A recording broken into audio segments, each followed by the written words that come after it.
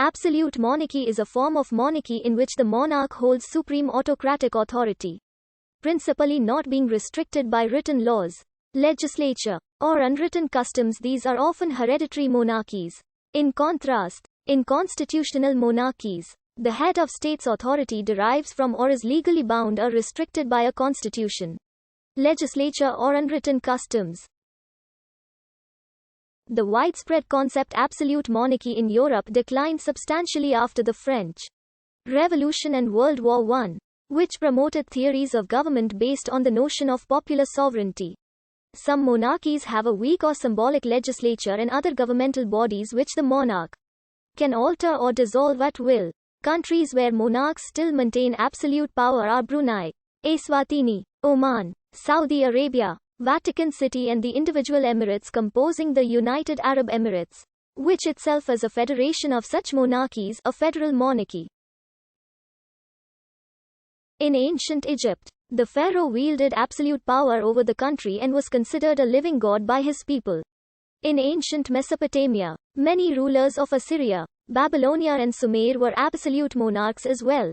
In ancient and medieval India, rulers of the Maratha, Maurya, Satavahana, Gupta, Chola, Mughal, and Chalukya Empire, as well as other major and minor empire, were considered absolute throughout imperial China. Many emperors and one empress wielded absolute power through the mandate of heaven. In pre-Columbian America, the Incar Empire was ruled by a Sapa Inca, who was considered the son of Inti, the sun god and absolute ruler over the people and nation. Korea under the Joseon dynasty and short-lived empire was also an absolute monarchy. In the Ottoman Empire, many sultans wielded absolute power through heavenly mandates reflected in their title, the shadow of God on earth. Throughout much of European history, the divine right of kings was the theological justification for absolute monarchy. Many European monarchs claimed supreme autocratic power by divine right, and that their subjects had no rights to limit their power. James VI and his son Charles I tried to import this principle into Scotland and England. Charles I's attempt to enforce episcopal polity on the Church of Scotland led to rebellion by the Covenanters and the Bishops' Wars. Then fears that Charles I was attempting to establish absolutist government along European lines was a major cause of the English Civil War, despite the fact that he did rule this way for 11 years starting in 1629. After dissolving the Parliament of England for a time, the revolutions of 1848, known in some countries as the Springtime of the Peoples or the Springtime of Nations, were a series of political upheavals throughout Europe in 1848. It remains the most widespread revolutionary wave in European history. By the 19th century, divine right was regarded as an obsolete theory in most countries in the Western world, except in Russia where it was still given credence as the official justification for the Tsar's power until February Revolution in 1917.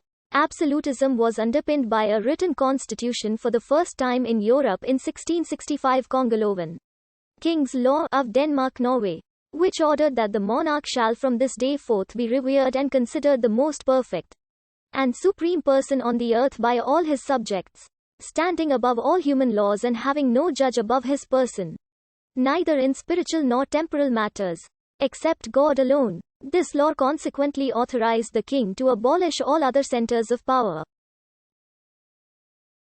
Most important was the abolition of the Council of the Realm in Denmark. Absolute monarchy lasted until 1814 in Norway, and 1848 in Denmark, though some historians doubt it. Louis XIV of France is often said to have proclaimed l'état.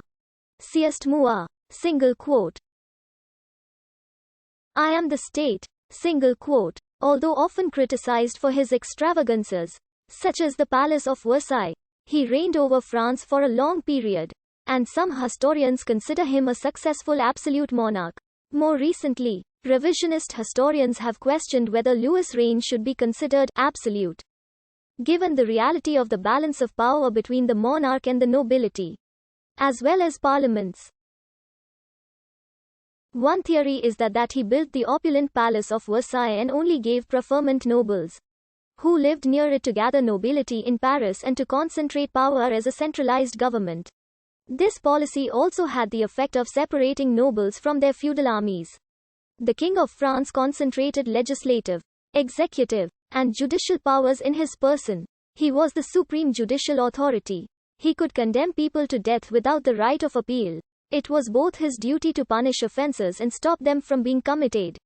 From his judicial authority followed his power both to make laws and to annul them. In Brandenburg, Prussia, the concept of absolute monarch took a notable turn from the above.